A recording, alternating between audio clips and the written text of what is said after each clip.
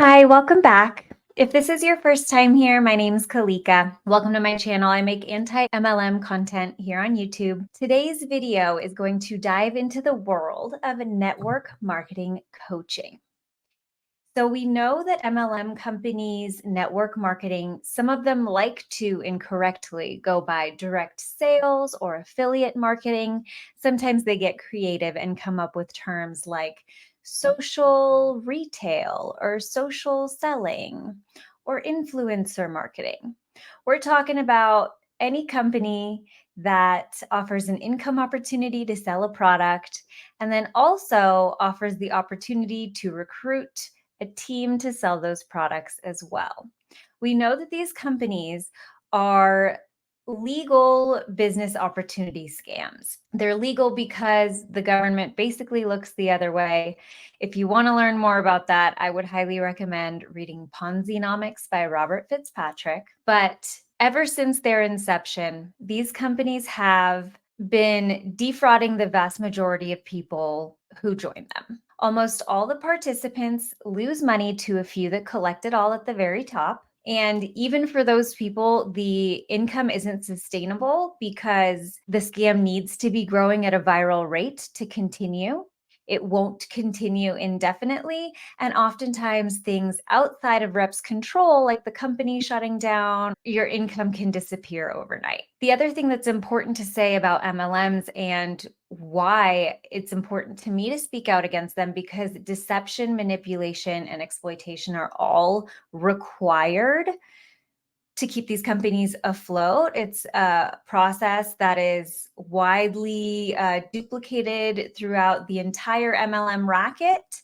And the behaviors are consistent across the board in every single company. There's no company doing it without deceiving the people that they recruit, and that's a fundamental problem. So many serial network marketers realize that their income is not sustainable. This is the reason that they pivot to selling courses, selling tools, doing coaching, and essentially targeting all network marketers themselves that are bought into their company. This allows them to sell to people outside of their own company and provides them with a more stable income because these people are all brainwashed into their respective cults and believing that this income opportunity is real. So if you're selling them fluff to keep them working in that MLM, that income is actually going to be more sustainable than the MLM itself. A lot of top reps realize this. Network marketers are already used to posing as real professionals. You'll see it no matter the type of product that they're selling. Just signing up to be a rep somehow makes them an expert.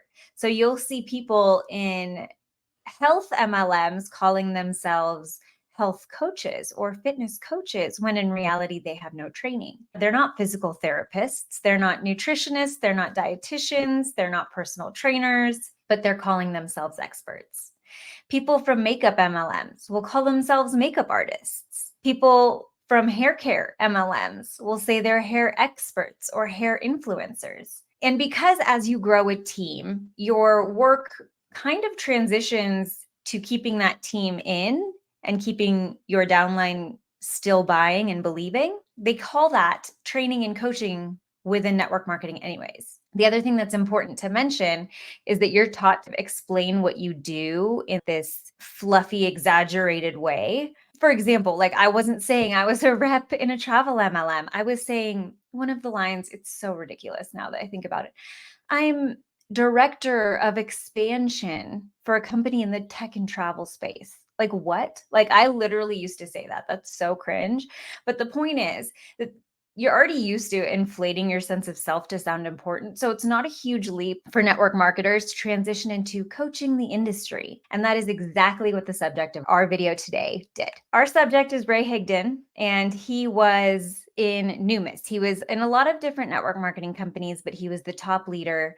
He went to the top because he joined in pre-launch, allegedly, of the coin, like the gold and silver coin company, Numis. And I believe in that role, in that position, the majority of the company was in his downline. His company, Numis, eventually merged with World Ventures prior to me being in it, but I don't believe his income stayed consistent. So once he was merged with World Ventures, he actually left the network marketing industry. This is his story, his words. He left the network marketing industry to coach the profession. All the stuff you were doing with your downline anyways, you're like, hey, I could just do this for all network marketers despite the company so that my income isn't tied to the success or failure of one downline or one company. They think that they're already doing this anyways, inspiring and training, even though that training really just consists of like feel good platitudes and toxic positivity, rags to riches. If I can do it, you can do it too. A ton of emotional manipulation, religious manipulation, and just surface level inspiration. The coaching space is also unregulated, and many coaching programs operate eerily similar to a pyramid scheme as it is, where coaches are more focused on getting other coaches beneath them who are then training other coaches rather than having an actual service or being a seasoned veteran at building a specific type of business and helping others build that same type of business. So Ray Higdon is one of those people that made this transition. He was in, I think, maybe even over 10 other network marketing companies. I ended up joining World Ventures after he had already left. I joined in 2015 and I discovered him in 2018. The behaviors, the topics, the structure of all this, it is relevant to a lot of other coaching programs, especially network marketer coaching programs. But I do specifically want to talk about Ray Higdon because I did take his coaching. So I'm going to talk about how his coaching program was structured. And then we're also going to react to one of his videos, one of his training videos. So he was running a Facebook group that was training for network marketers specifically for social media. I joined because my company was not really teaching, or my team anyways was not really teaching social media, and my upline recommended him to me. He runs a membership-based Facebook group. I believe it was $20 or $25 a month, and it's called Rankmakers. I believe it still exists. I don't know if you can sign up for it. I do remember he had times where it was like open or it was closed. So you couldn't always sign up for it to make it, seem more exclusive, but it's open to reps from all different companies so they can learn strategies to market their network marketing company online. Ray would go live every day in the group with an action step. Monday was setting your goals for the week. Tuesday was generally doing a live video. Wednesday was doing Wealth Wednesday, where you do a random act of kindness for a stranger regarding a financial exchange. This is Ray's definition, and somehow it is still hammered into my brain, where you just go do something nice, like you pay it forward in the line at Starbucks, etc. It's about money mindset and attracting more wealth to you. Thursday was for follow-ups, and then Friday was Friday dance video, celebrate your wins. So he wanted us to post a video in the Facebook group of us dancing, celebrating our wins. Not sure if Saturday had an action step, and then Sunday was turning in your trackers. I thought I was getting a ton of value from this at first, and I was learning a lot of things that I wasn't being taught within my company. It's important to point out, though, that all these things can be learned elsewhere for free. The whole claim to the group was that he had a proven system to help you rank advance. And he would throw all these numbers out there. We helped this many people rank advance in the week, and we've followed up with this many people, and we've prospected this many people as a group. These are all numbers that are coming from that self-reported tracker that was the Sunday action step. So it all has to be taken with a grain of salt because these are self-reported numbers. Anyways, a little bit about Ray's coaching system. So Rankmakers was the name of the Facebook group. It's like the entry level point. And then once you get in to Rankmakers, he has like an inner circle coaching program. So he has coaches that have gone through Rankmakers and created a success story for him that he then turns into coaches for his 100K inner circle coaching group. The premise of this group is that they will help you reach 100K in your network marketing business. The coaches are matched up to you one-on-one for coaching. You get a 30-minute phone call with them every 2 weeks. Pricing varied, although we didn't know it at the time, but they were cutting different types of deals, but it was expensive. When I got roped in and signed up for that for a few months, I was paying $500 a month. Only to find out later, once I got out, one of the big things that helped me get out was hearing Jen Ryla, who was one of his coaches, Julie Anderson's coach. And I'm saying their names because they've both spoken out about this, and I know that they want this group exposed. But the big thing that helped me get out was when Julie and Jen did an interview.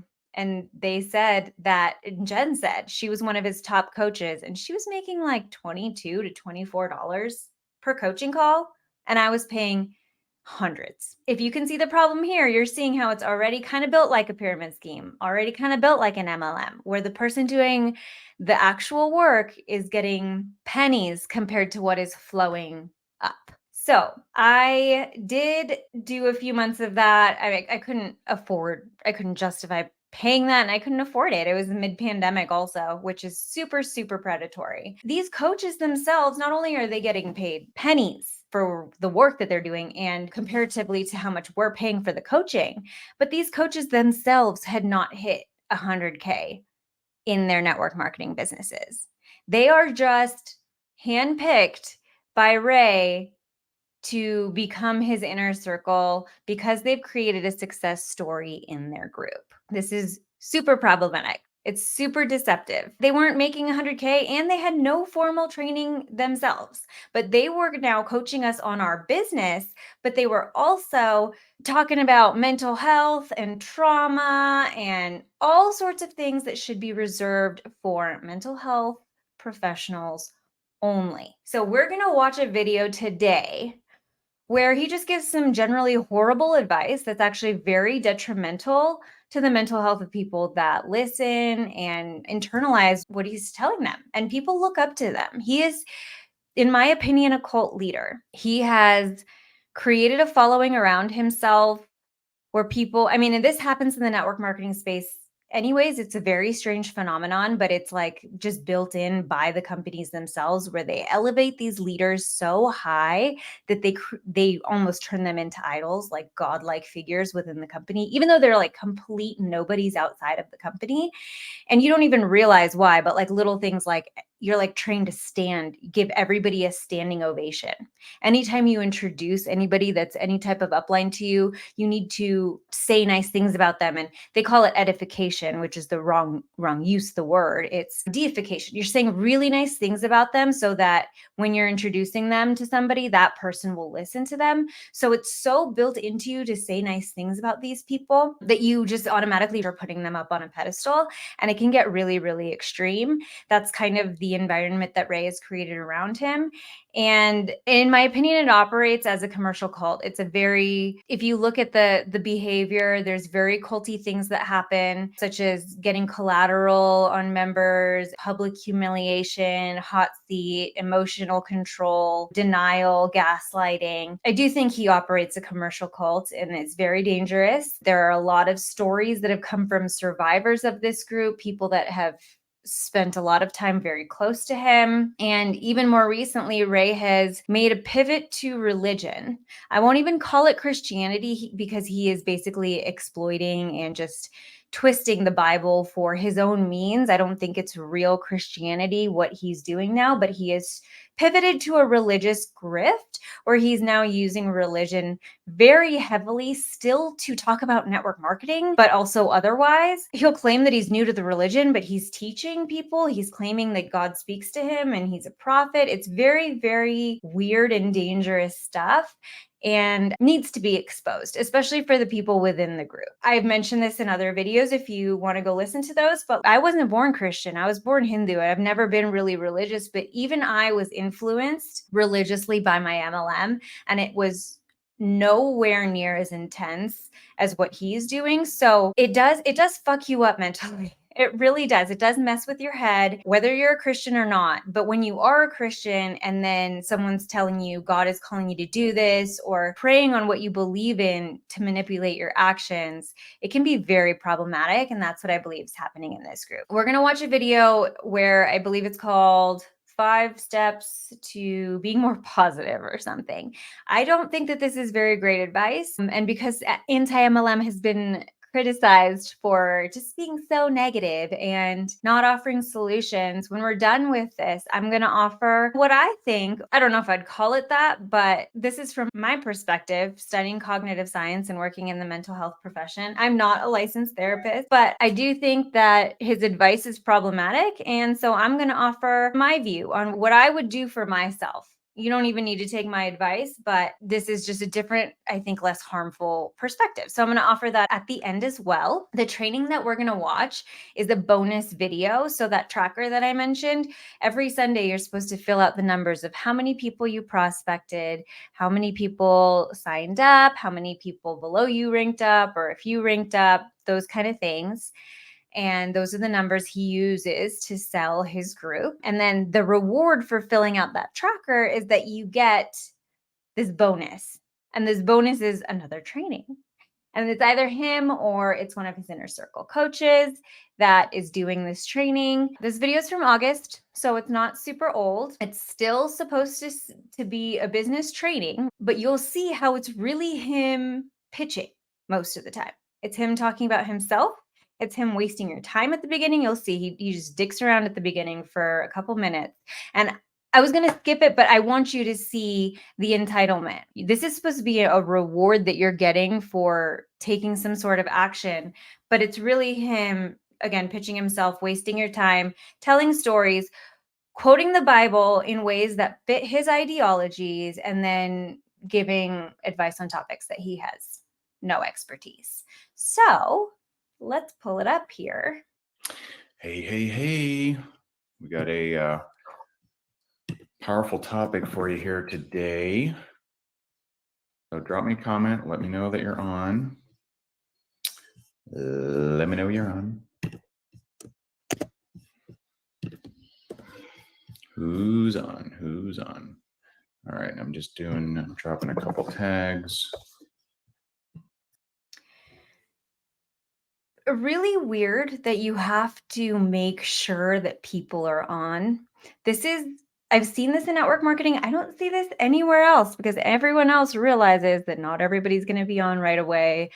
There's a recording. It's not a huge deal, but it shows a desperation. It's common in network marketers. And this whole I'm tagging people, I'm going to tag people for you to hop on my video. Why are you waiting to get into, if you just have valuable content to share, like, why are we on when we're doing this? Also really strange because his shtick was social media for network marketers. We did multiple 14-day challenges, which were all about how to be on video.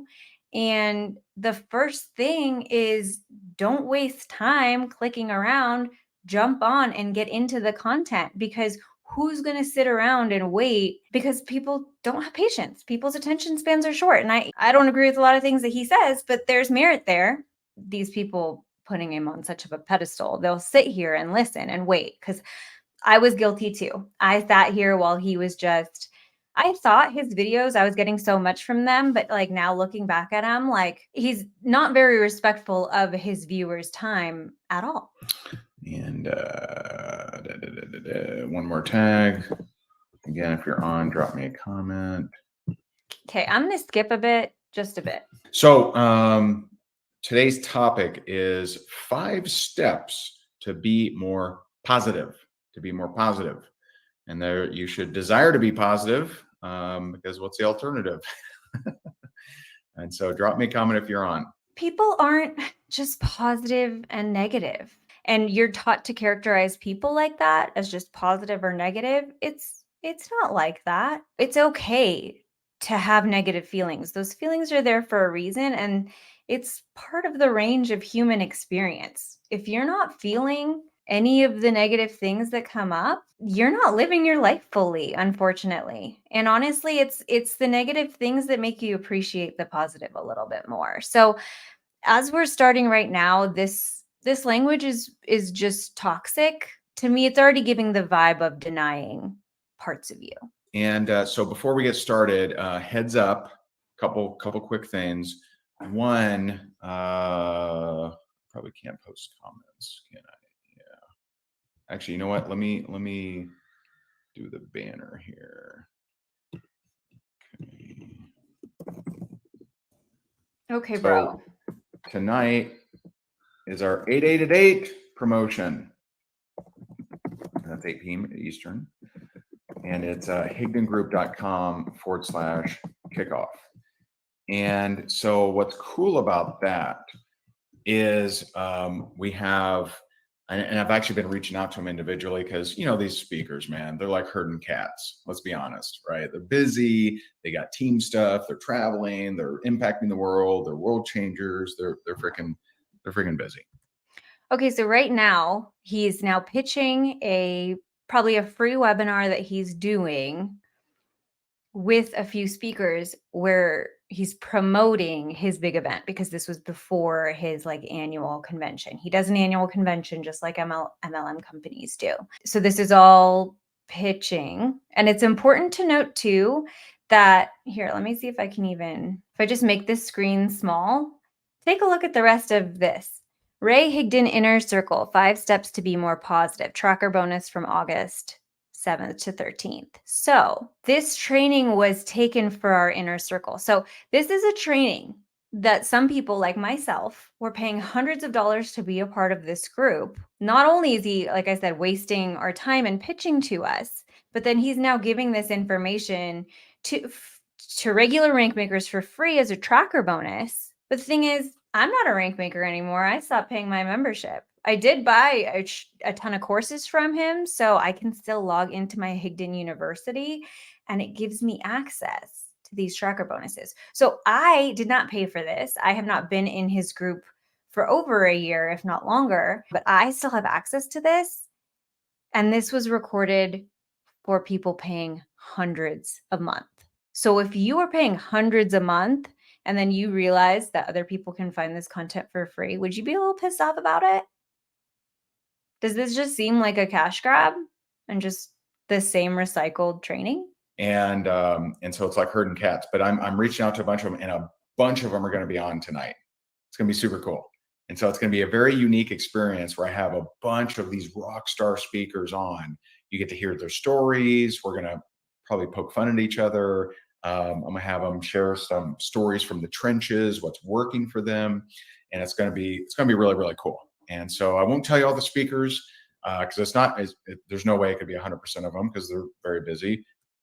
Also, look at his background. I just want to point this out because it's a lot of virtue signaling. It's all done on purpose, and network marketers will do this often. Often. Their backgrounds are very, very curated with awards. Do you see the picture of Jesus and the definition of gratitude? This is virtue signaling to make you think that he's a great person, and then pictures of his family. This is all done intentionally. But there is actually a lot more of them that are going to be on than not. And so it's going to be really, really cool. And so if you want to invite your team to it, you can. If you want to get registered for it, it's higdongroup.com/kickoff. It won't be a StreamYard. It'll be a Zoom. And so you do need to register, for it. higdongroup.com/kickoff. If you want to share it with your team. If you want your team just fired up beyond belief in September, share this with them because maybe they haven't bought a ticket yet to Faith Over Fear. This just might be the thing. This just might. Faith Over Fear was previously Rankmakers Live. So that is his annual convention. Again, this is for network marketers. This is not about religion. This is a business summit. But this is how he has transitioned his branding to try to prey on those people that do live a faith-based life, especially Christians.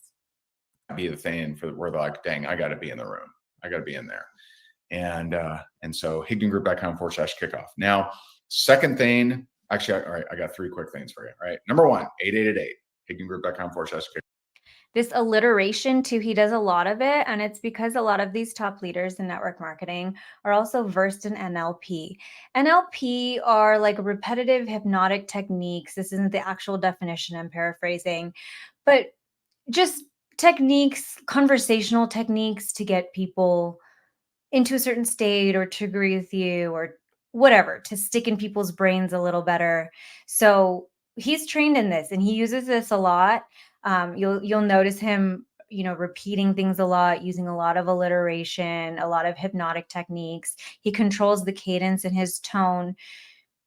intentionally to influence you because he used to teach us this stuff.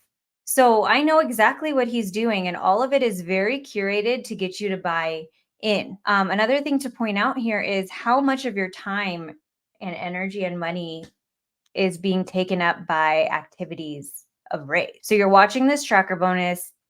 You've probably already watched your Ray daily. You've been doing the action steps, filling out your tracker. Then he's pitching you this call at 8 p.m. Eastern that he wants you to get on. And he's talking about the convention that he wants you to come into. We're barely scratching the surface, but I'm sure you, even if you're brand new to Ray Higdon, can start to see like, wow, this is taking up a lot of your time. Like if you're actually doing those action steps too, and doing those follow-ups and those reach outs and the live videos, you realize a lot of your time is going into this. And even though like this is work that's technically for your network marketing business, this isn't even the work or the time spent or the convention or whatever for your company itself. Your company itself has its own convention, its own team calls, etc. So when we talk about the culty behaviors, that you realize how much of your time and your daily routines and behaviors are being manipulated just by being a part of this group.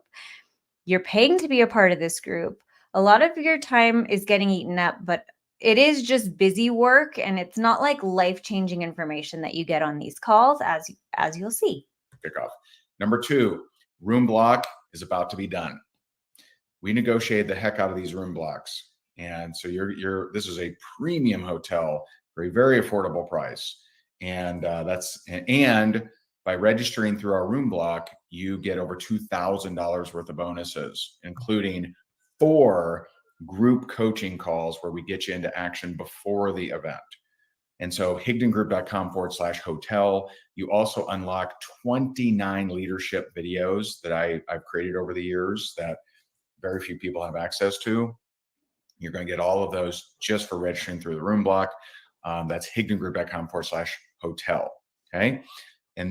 That's him pitching the hotel room block for his event. Then anything else? Oh, partners, right? The clock is ticking. If you got tickets left, you may start considering who can I gift these to? Who can I, maybe if they book their room, maybe you give them the gift. Just so, because your tickets expire. So you're on a scale here of, yes, everyone loves to sell them, and some of you have sold a lot of tickets. But those who have not, I would start asking myself, okay, who can I get there that the benefit isn't going to be monetary, but it's just going to be cool to have them there? Okay.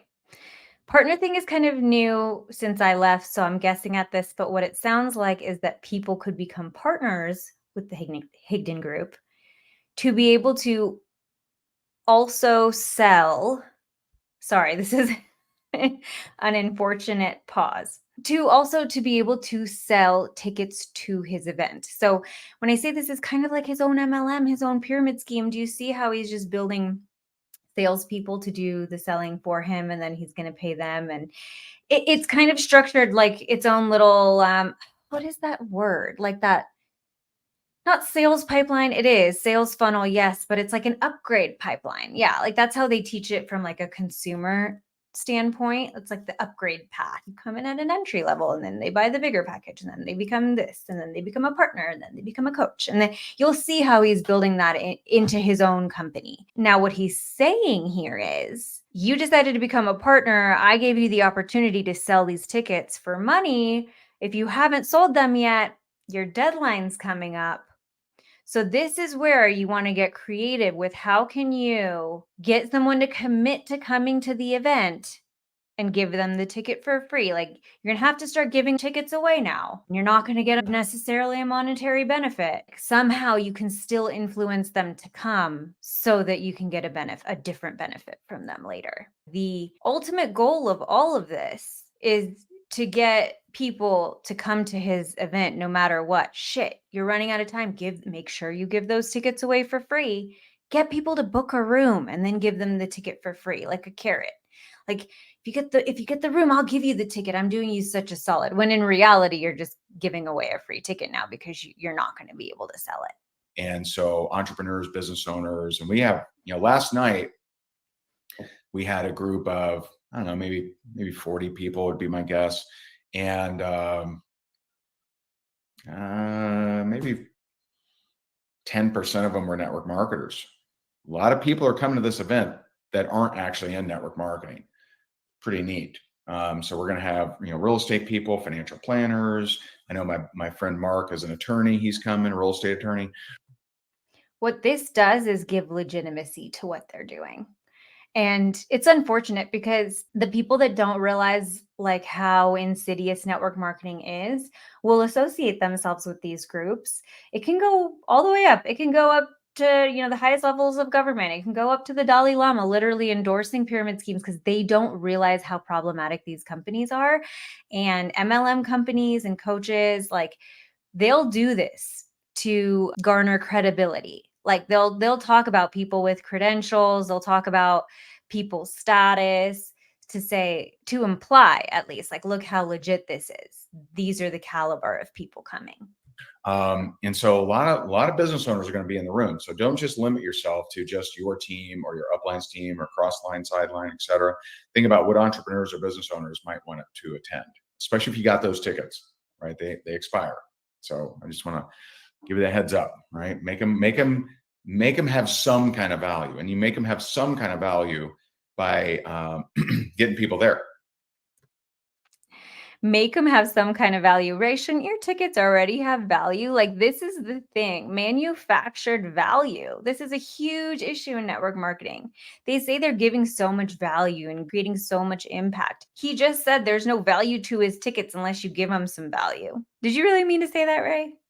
Get them assigned. All right, so let's jump in. 5 steps to be more positive. And, I have to think on this let me think about the order here. All right, I'm gonna change this order a little bit. Okay. Yeah. All right. So number one is, when it comes to being more positive, the most important thing is to catch when you're negative, right? And so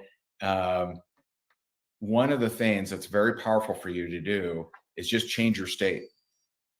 And this is something that, Tony Robbins has done a very good job, teaching over the, decades. And that is, we all have a typical body posture. We have a typical energy level when we're feeling down, when we're negative, when we're depressed, when we're down in the dumps, right? Who knows what I mean? You know what I mean? You follow me here? Maybe we're like, maybe we're like this, maybe we're like this. Okay. I did want to like let him finish his whole point, but like right away, okay, you got to notice when you're negative. Sure. Okay. And yes, when you're sad, your body posture is different than when you're super excited because emotions aren't just like a mental thing. They are also a physical thing that you feel in your body. But he's saying you need to change your state. To me, before he explains it, to me, what that means is if you're being negative, you need to catch it and change it immediately. And I don't agree with that. I don't agree with that at all. I think you should definitely notice when you're negative, acknowledge what you're being negative about, allow yourself to think and see what's creating those feelings. I don't think it's the second that you feel bad, you're like, oh shit, I can't be feeling that anymore. And the reason that I know this is like minute maybe to you, but I did internalize this ideology. A negative thought flows through my brain. I feel sad and lazy today. And I would automatically be like, no, this is not okay. I would judge myself essentially for feeling that way and then be like, I need to go prospect some people. I need to go work on my business. I should just go do some income producing activity. And that's not healthy. That's absolutely not healthy. So that's the vibe I'm getting right now. Let's see what he actually says. Right. Does everyone know what I mean here? Drop a comment if you do. Making sure you guys are awake and had your coffee. And so we have just a posture. And Joe Dispenza teaches, and I really agree with a lot of what he teaches, most of what he teaches, right? And he says, thoughts are the language of the brain, and emotions are the language of the body. Thoughts are the language of the brain. Emotions are the language of the body. Okay. Joe Dispenza is a hack. He's a chiropractor. He also now has declared himself an expert on meditation or whatever. I know Ray has been working with him, looking up to him for a little while. But this is another thing you have to watch out for, because people with credentials, like doctors, get used by MLM companies to give them credibility. But you'll notice that because they have a doctor in front of their name, now they feel like they can speak as experts on everything. Make sure you pay attention to what kind of medicine they're actually licensed and practicing. I think it's important to understand too that doctors are so specialized that oftentimes they are the absolute expert in their area of expertise, but that does not mean that they know anything about a different field. Thoughts are the language of the brain, emotions are the language of the body. Very simple way to put it. Thoughts and emotions are both processed in your brain. You do feel the emotions in your body because they do trigger a physical reaction within, say, your nervous system. And there's just been so much research on how emotions get stored in the body. And how, so if we know that, then doing something physical could actually alter our emotion. So step number one, if you find yourself feeling negative, find yourself being depressed, do something physical. Jump up into the air. I know you won't feel like it. We never do, right? We never feel like it, because the emotion is actually overriding the body. The emotion is telling the body, you got to tell the body, right? Okay, no, this is wrong. Getting so angry. Okay, the thing is, yes, your body is feeling the emotion, but just jumping up in the air is not going to deal with the feeling, the emotion, the reason underneath it, why it's even there. If you need to get up and go to work and you are feeling super down in the dumps, which you need to be at work in 10 minutes, getting yourself up and going to work, even when you don't feel like going, yes, that's going to get you there. That's going to get what you need to get done. However, does that address why you were feeling down at all? Do you think that that solves that problem? Do you think that feeling is never going to come back up, or that every time it comes up, you should just ignore it and get your body in motion? That is actually very unhealthy for you.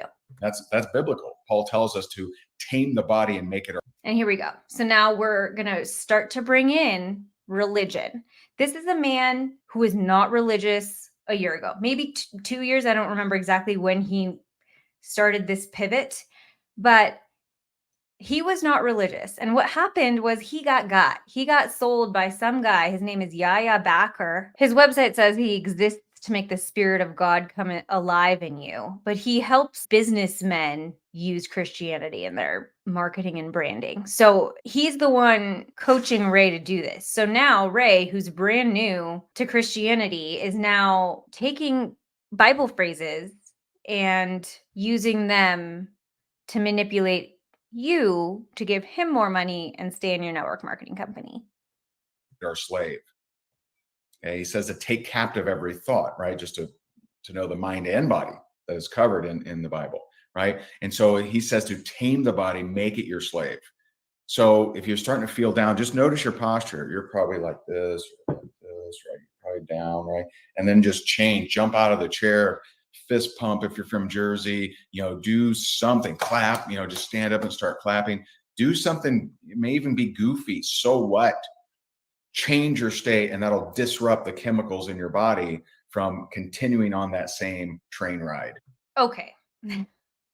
I'm sorry, I have to stop it after every sentence because there's so many layers to what he's saying here that's problematic if you believe what he's saying. He is encouraging you. I can't look at his face. He is encouraging you, even if it looks crazy, to reinforce that disconnect between your emotions and your actions. That's so dangerous in you being able to keep your internal locus of control, know yourself, know how to read your own emotions in your nervous system. Like, that's so important to self-regulation. And he is teaching you to disrupt that. And then when he says that's going to disrupt chemicals in your brain, absolutely not. Like, the flow of neurotransmitters, it really only lasts for a few minutes. you jumping up in the air, that's not changing it. You are creating a new habit pattern. You are building new connections. If that's what you do, that will become your new behavior, your new habit, your new routine, your new go-to. And that's why I'm saying this stuff is so problematic, because it really isn't healthy. And he's teaching you to do this so that every time you feel down, you're not letting yourself process. You're not letting yourself feel. You're not acknowledging the deeper issue. You're jumping into crazy action without thinking. This is dangerous. These types of ideologies are what cult leaders teach you so that you stop trusting yourself. All this serves so that you stop trusting yourself and start listening to them and doing what they tell you. If you want to see the eyes of a guy that's gone too far, here you are. You can see it in the eyes, the dead eyes. Of chemical emotion addiction, because it is an addiction. If you're constantly getting in that same pattern of feeling, you're actually addicted to that feeling. You're addicted to the chemicals that are dumped into your body from the adrenal glands from that emotion. No, you are not addicted. The way chemicals flow through your system, there's a natural ebb and flow to these things. And if you're feeling something repetitively, it's because something hasn't been dealt with, and those emotions keep coming up, and the associated thoughts that then trigger the release of whatever into your system. It depends on what you're actually feeling. This is not an addiction, but even Julie will tell you, she thought she was addicted to her emotions because Ray told her so.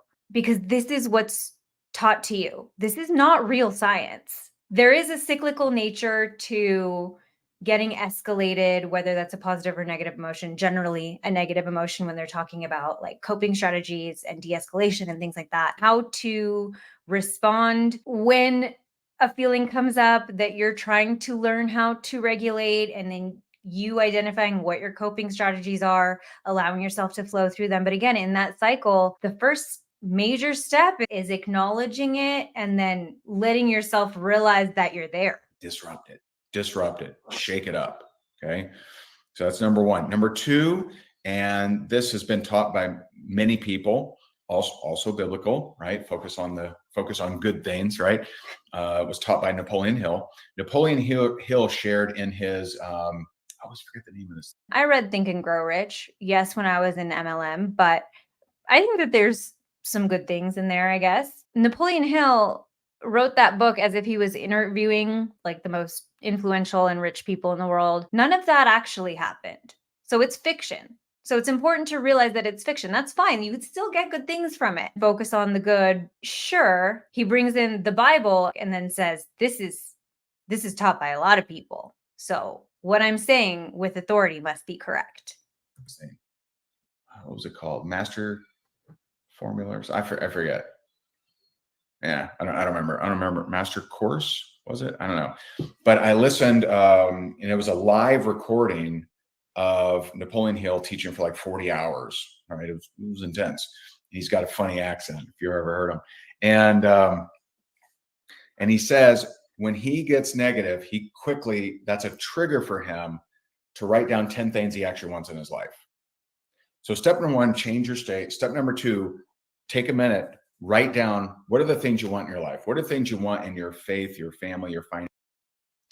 Does this seem like a natural, cohesive human to you? If you picture somebody actually doing this, it seems so bizarre, abnormal. I think it's very important to have a general optimistic outlook on things. Even when bad things happen, I think eventually you can't just sit in feeling bad for yourself, not for any other reason, not to achieve a goal. Just for yourself and your mental health. Like, yes, I think it's important to get yourself out of a low place. This sounds familiar to me. I probably heard it when I was in. He also used to say, the second you have a doubt about your network marketing business, just you automatically go and prospect 10 people. And I did that. And it felt so wrong. It felt so weird. When you push yourself into doing those activities, especially when you don't feel like it, then according to training from people like Ray, at least what happened in my mind was I'm prospecting 10 people, but while I'm doing it, I feel like really bad about it because I'm still probably feeling bad about whatever I was feeling beforehand. And then I'm feeling inauthentic. And you know what that leads to? I'm like, oh, I got my actions in line, but my mind needs more work. And what that pushes you into is consuming more of this content. This is why it's a dangerous and slippery slope. Finance your fitness, your fun, right? Write those things down just to kind of derail the chemical train that you are on right now, okay? To derail the neurological networks, to derail the emotions, right? What is it that I want? Okay. Number three, know what challenges actually are. And I talked about this morning, right? This morning. So, from I covered it at a couple different angles this morning on my 9 a.m. Talk. This is what he would call a high profit mumble. He taught us to do this also in the 14-day challenge while making our own videos, is to mumble about something else that you do. This is to create curiosity, but to mumble about something, meaning don't outright say in my 9 a.m. daily live video on Facebook in the Rankmakers group, that's my coaching group for network marketers, but he'll just mumble in my 9 a.m. talk. So then that creates curiosity as to what else is he doing? He must be really important that he has these other things going on. And oh, maybe there's something else that I can plug into to work on that mindset, because clearly there's something wrong with mine. But, in James, James was the brother of Jesus. And James in 1:2-4 says, "Consider it pure joy, my brothers and sisters, whenever you face trials of many kinds, because you know that the testing of your faith produces perseverance. Let perseverance finish its work so that you may be mature and complete, not lacking anything." Okay, I'm not going to really speak to the content of the religious stuff because I'm not a Christian.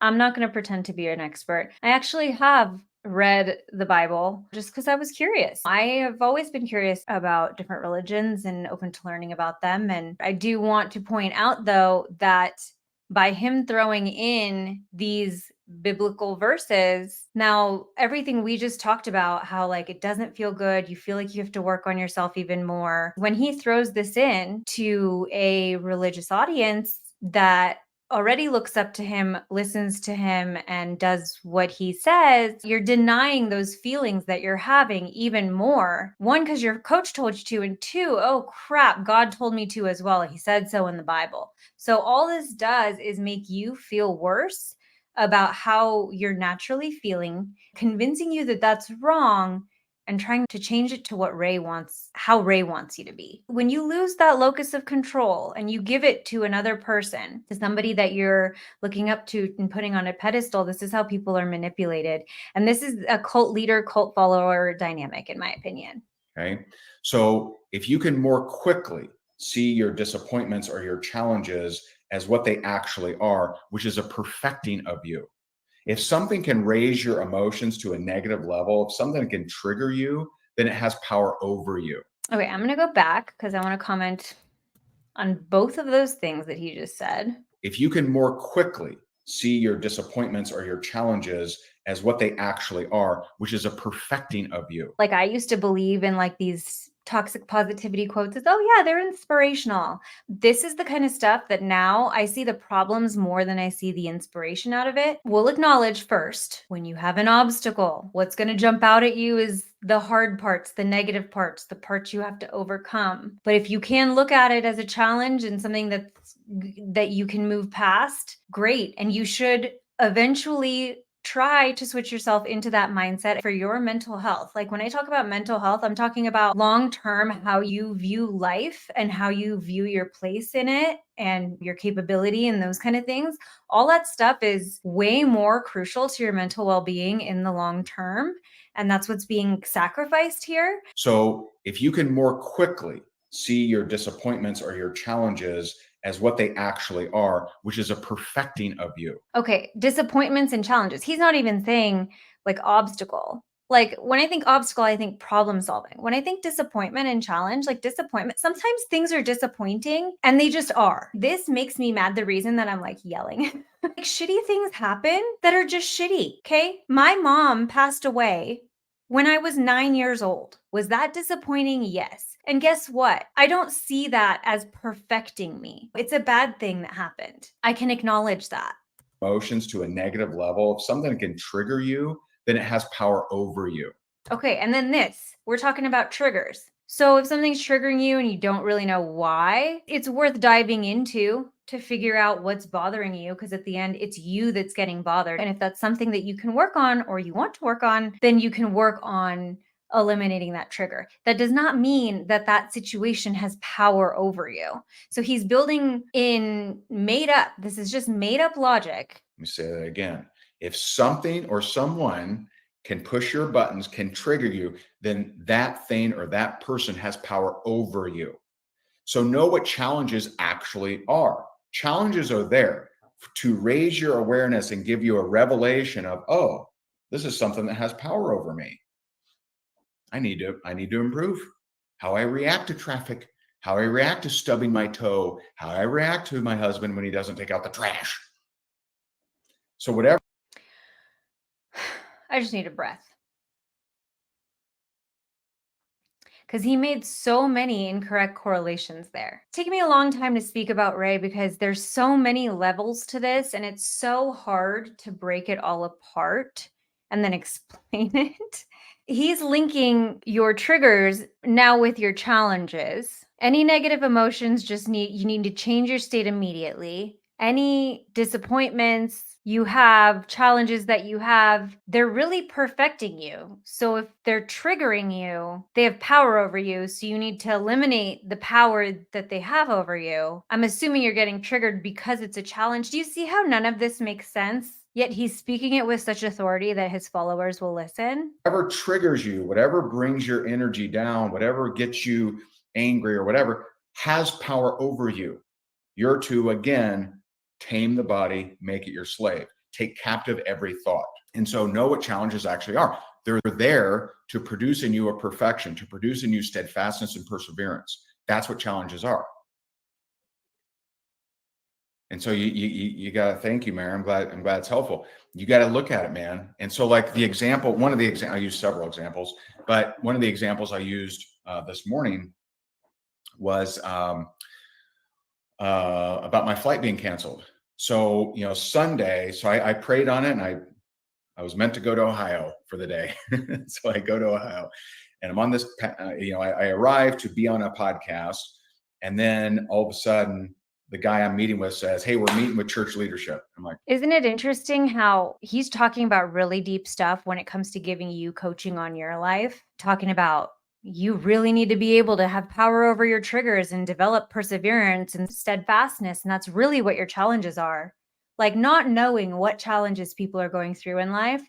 And then he says something as superficial as his flight being canceled. Let's see the point that he makes here. okay, all right. And they're now considering simulcasting our event.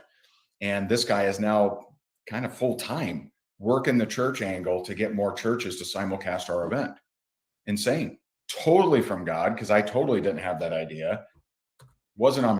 Okay, I'm sorry, what? Simulcasting just means broadcasting on multiple different channels.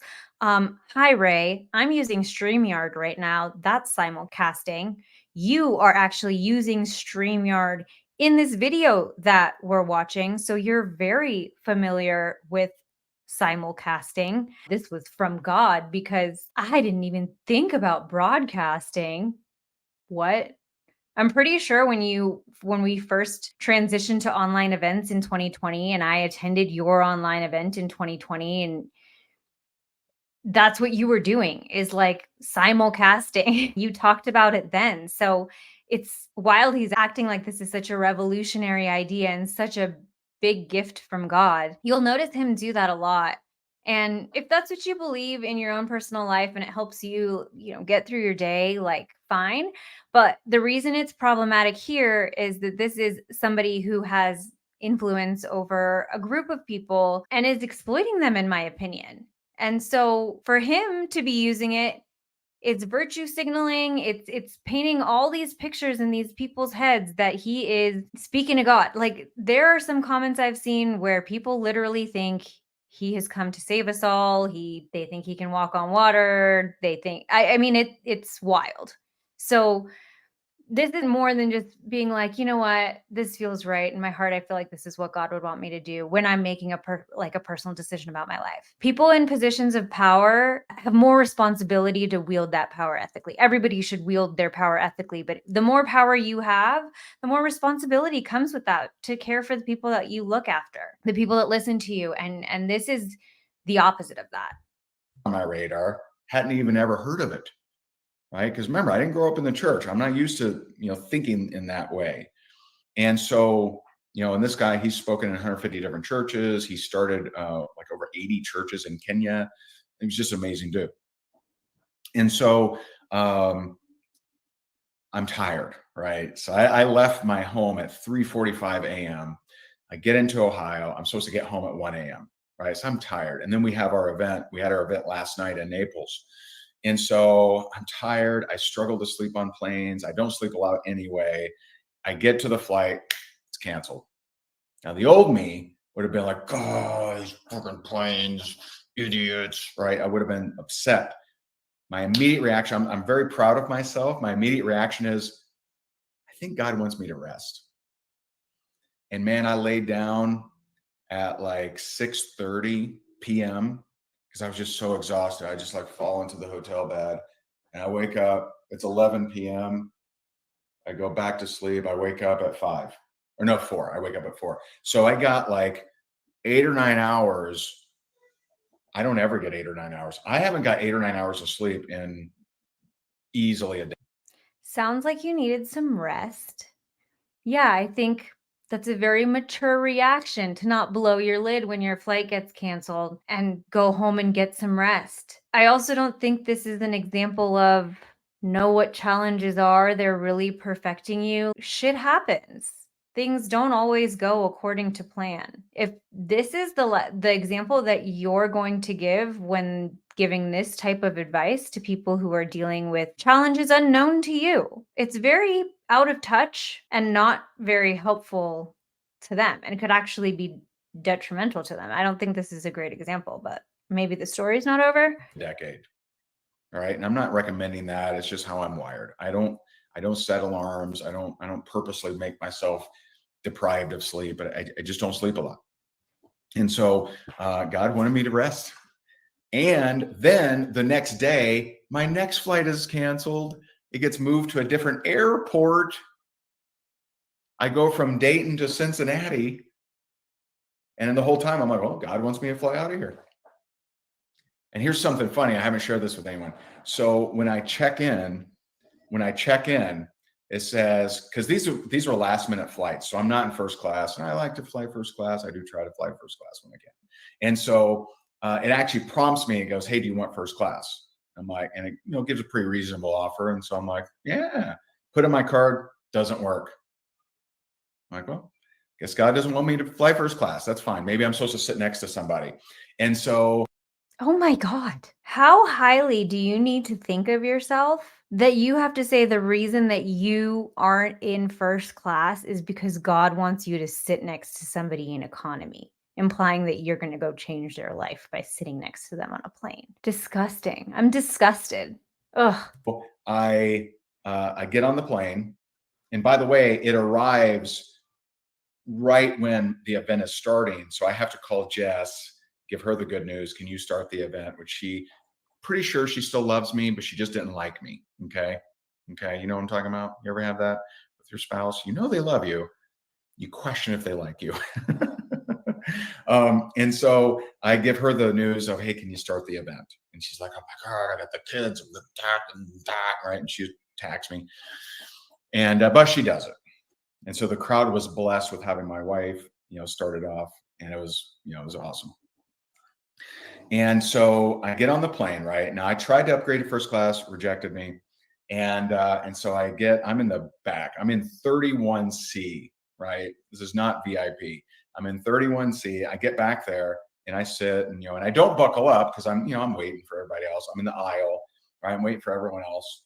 And all of a sudden they start shutting bins, right? They're shutting all the bins. The plane's like half empty.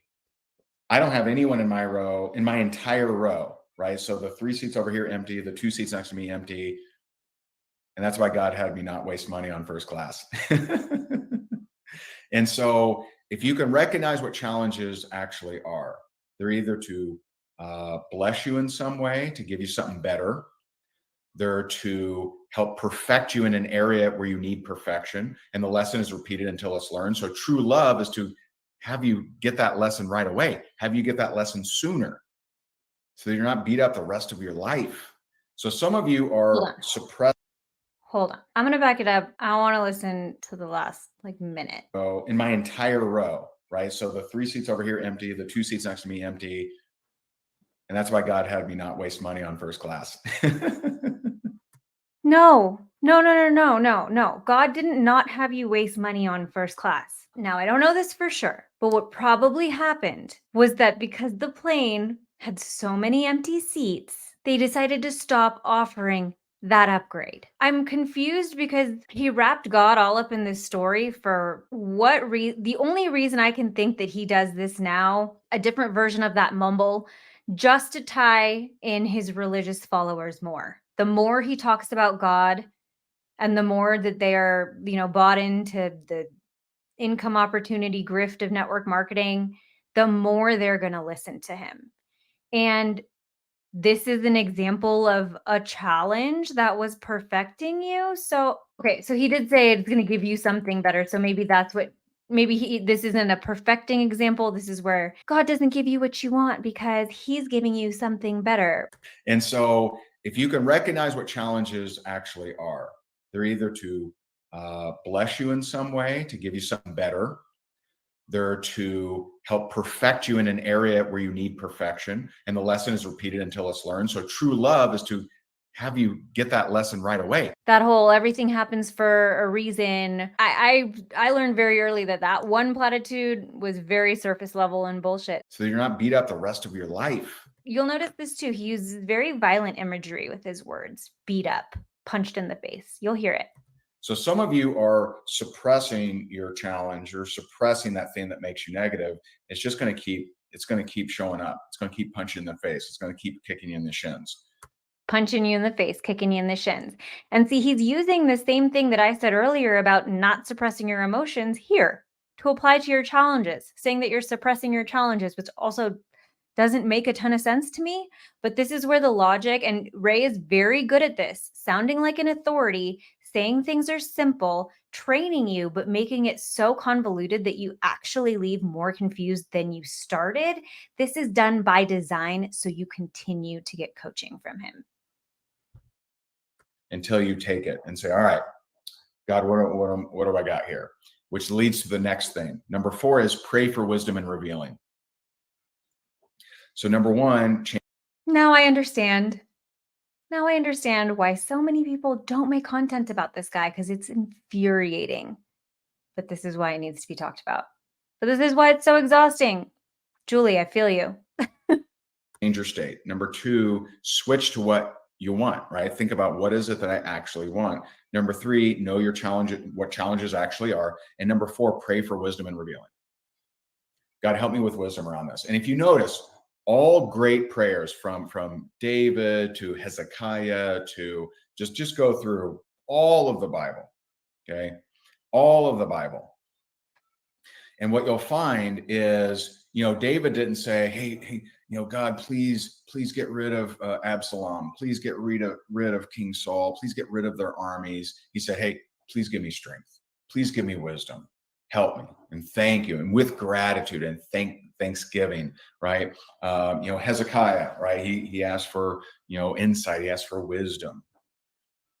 All the great prayers, they're not asking for things to go away.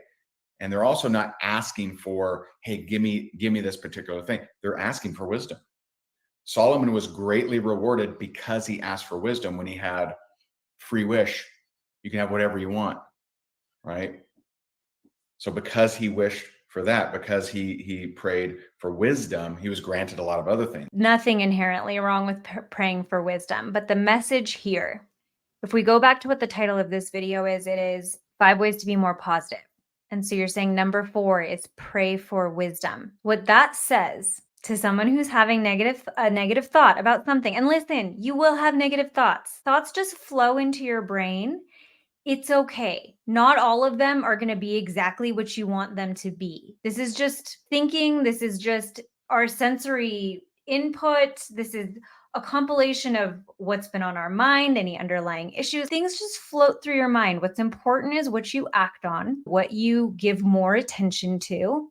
But to me, what his training is saying is pray for wisdom anytime you feel like down or you have a negative thought, whatever that means, which implies that any negative thought is not wise. And if you're still having negative thoughts, you need more wisdom. We haven't talked about like processing your feelings or thinking critically about them at all. Yet we're looking to an external power to give us wisdom on this topic, which if you pray and you like to pray for wisdom, cool, like great. But I don't think prayer should ever replace using your brain, thinking. And this is implying that you have a negative thought. It's automatically not of God and you need to pray for more wisdom. So eventually that won't happen. Like that's not going to happen. You are going to always have negative thoughts, random thoughts have you ever had a random thought pop into your brain and you don't know where it came from? It's because there's all these processes running in the background. Random thoughts are going to pop into your brain. It's okay. It's all right. You don't need to beat yourself up for them. Oftentimes just letting them flow is the best way to deal with them. It's when they get more serious or it's becoming more prevalent is where you even need any type of solution for them. Because wisdom is that seed that leads to a lot of fruit. If you have wisdom, okay, and Tony Robbins, he says something that I agree with, and he says, you don't suffer from lack of resources, you suffer from a lack of resourcefulness. Well, what's resourcefulness? The privilege, the white privilege in that statement.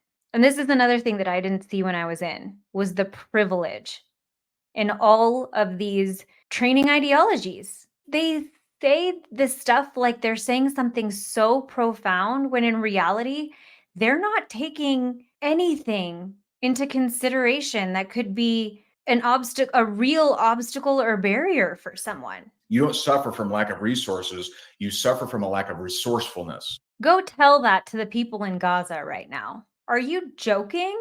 And I know that's an extreme example, but this is what I mean. You try to take this and try to apply it to real world scenarios. Like I have just applied it to either personal experience or something that's happening in the world today. You don't lack resources, you lack resourcefulness. That's just not true. For a lot of people are denying the resources that they need. And people are preyed upon to get into these money schemes. And then they're going to be given training like this, where if they actually trust and believe and look up to these people, then they're going to start to say that it's their fault. Well, what's resourcefulness? Wisdom, right? Deuteronomy 8:18 says, I give you the power to get wealth. Well, what's the power to get wealth? Wisdom. That's what leads you to have that business idea where all of a sudden you have wealth, or that prospecting idea, or that strategy, or to meet up with someone, or to have that connect. That's wisdom, right? So praying for wisdom, okay, and revealing. And then number 5, have gratitude as if it's already happened. And I just met this gentleman. Have gratitude as if what's already happened. 5 tips to be more positive. Have gratitude as if it's already happened. So you're just going to be thankful that okay. So, so Ray's advice for me would be realize that me feeling down is really just a challenge and it's perfecting me. So I just need to push through it and pray for wisdom and then be grateful that I'm already feeling better about it. You know what that sounds like to me? That just sounds like completely denying your emotions. It sounds like derailing your own nervous system. And it sounds like looking for answers outside of yourself. These are all very problematic practices used by cults to gain control over you. And Bob Goshen, I'm giving him a shout out everywhere I go. And he has this thing. I hope I can find this. I just started reading it. And actually, this isn't even my copy, so this is going to be difficult. He sent me 2 copies. Okay. Okay. So he describes that faith is the belief.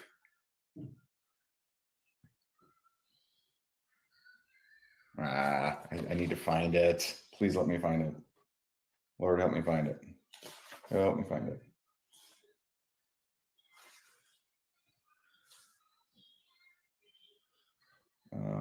Shoot. Here it is. Thank you, God. See, asking you will receive. So his wife's interpretation, and they've been through some stuff, man.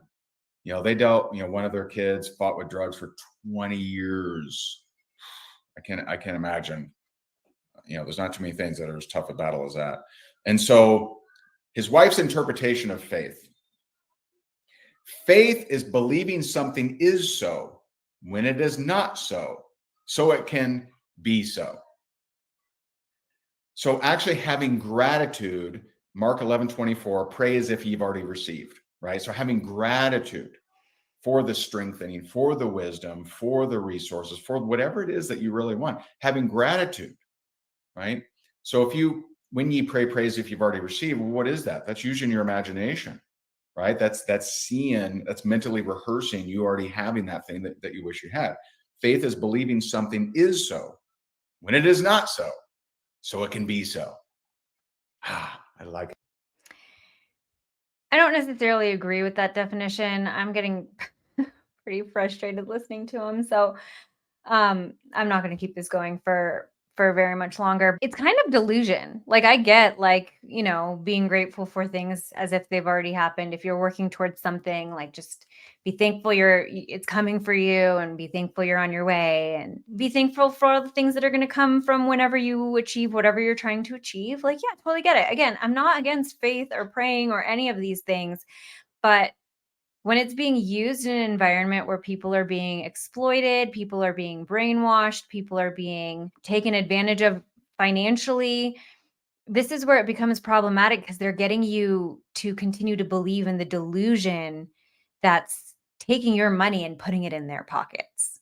It's the same kind of thing, like pie in the sky, head in the clouds type of stuff that they would say at an MLM conference for any company. Just imagine how great your life will be once you've hit IMD. Just imagine when you have $10,000 coming in a month without doing any work for them, how good your life would be. Just imagine how you're going to celebrate once you hit that rank.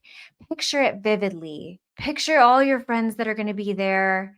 Picture what they're wearing. Picture what food is going to be there. Picture the view. Imagine it so it's so real in your mind's eye that it becomes real in reality. Well, guess what?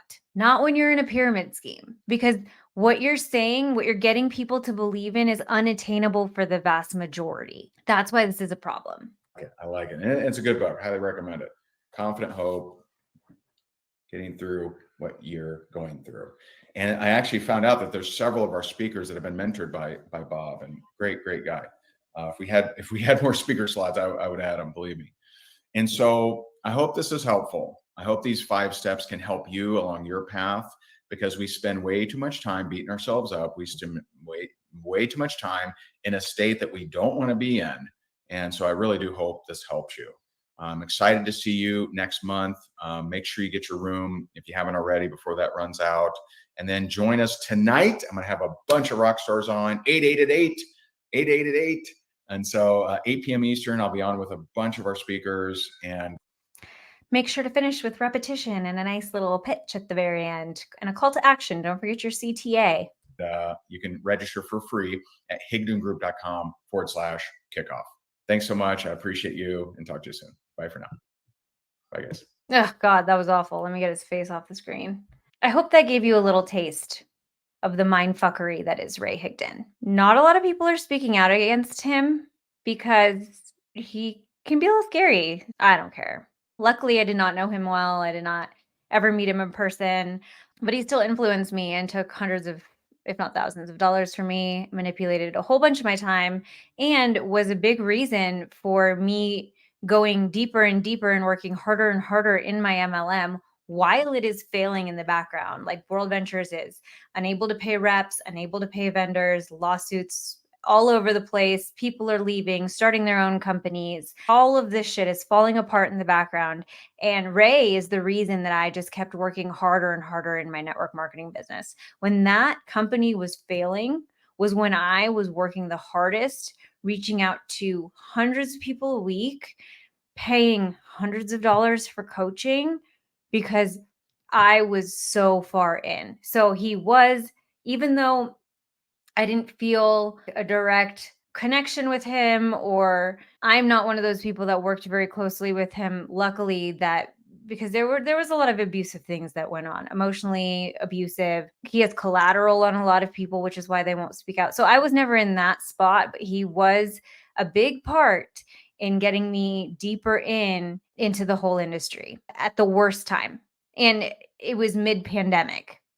And I had just like lost my job and moved to a different state. So like when I was most vulnerable, I was also paying the most money and the most brainwashed, and everyone was lying to me about my company falling apart.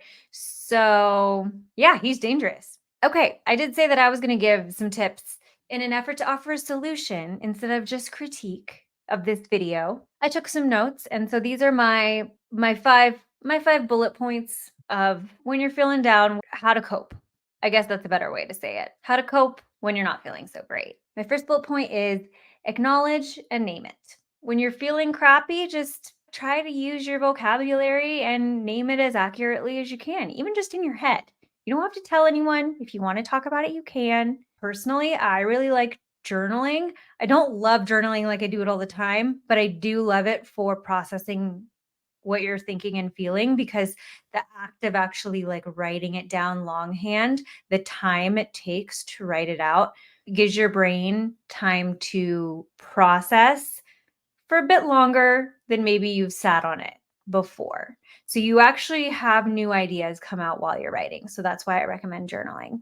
The second would be to not judge it or ascribe it to your identity. Let yourself feel and express it in a healthy way, and avoid decision making if you're emotionally escalated. So instead of saying, I'm angry, say, I feel angry right now about X, Y, and Z. And obviously don't take it out on somebody, but let yourself express it however is good for you. For some people, you want to vent. For some people, go to the gym, go run it off. Whatever that means for you, express it. Allow yourself to feel angry.